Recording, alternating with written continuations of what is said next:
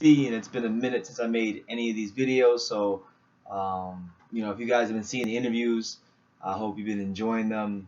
Shannon Briggs, Vander Holyfield, Vladimir Klitschko, Riddick Bowe, the list goes on and on. Chris Bird. I went to the Shannon Briggs fight on last Saturday, so just a couple of shout outs before we get into this video. Shout out to Neil Johnson and Hoop Jab for the credentials. Shout out to Brian Tilley for making my experience at the fight pretty enjoyable. Shout out to all the boxing media I met there. So Damon Gonzalez, Jared from HustleBoss.com. Shout out to you too. Shout out to Natalie from the Hard Rock. Shout out to just everybody that I met there. Shout out to Brendan Tobin from 790 The Ticket. Cool dude. But I had a great time at the fight. Oh, last but not least, shout out to Charlie for the Cassius Clay shirt. I know you're gonna watch this video, so shout out to Charlie. But the whole point of this video, what I wanted to talk about, run it back. Actually, no, run it back. Well, actually, I didn't even start the video off right, so I'm gonna have to kind of act like we're gonna run it back. So in the middle of the video, so just bear with me. But what's going on, guys?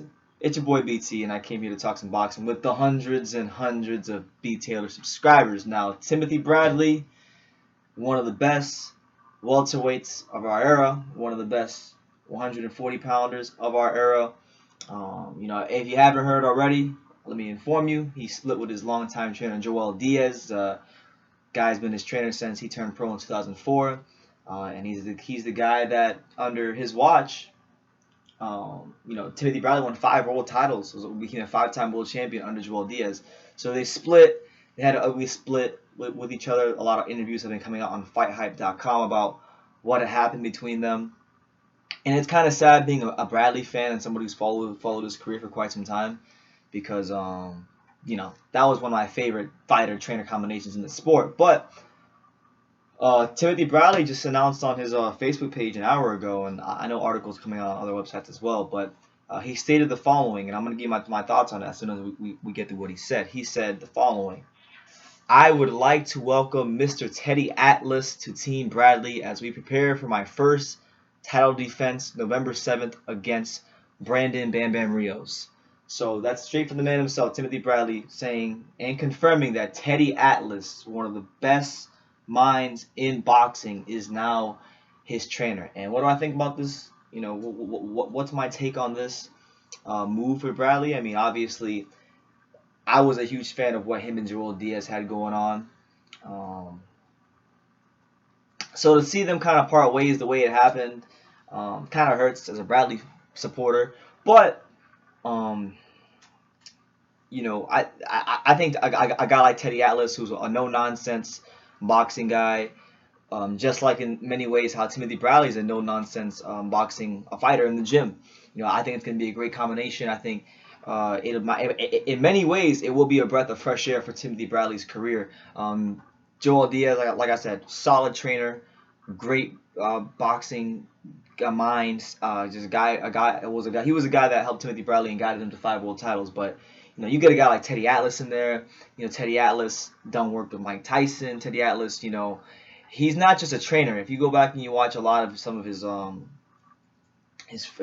guys he trained, one moment that really sticks out to me when I think of Teddy Atlas is when he was training Michael Moorer, and I can't remember who Moorer was fighting, but I know he wasn't fighting well during most of this particular fight, and I remember Teddy Atlas giving him like a really incredible speech, and he made his fighter stand up while he sat in the chair, and he really brought the best out of Michael Moorer. So Bradley's already a guy who's put on some virtuoso performances in his career.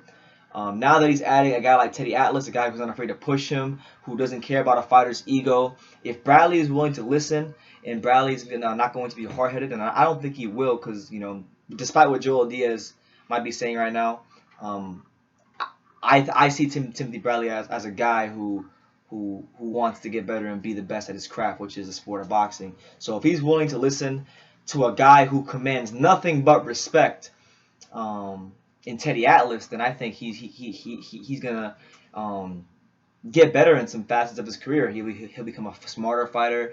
He'll become a hungrier fighter. Teddy Atlas has a way of bringing the best out of his fighters. So We'll see what happens, but Teddy Atlas, the new trainer for Timothy Bradley, leave your comments down below. What do you think about this move for Timothy Bradley? Is it too late in his career for this? Or is it just the right time? Will it be a breath of fresh air for him?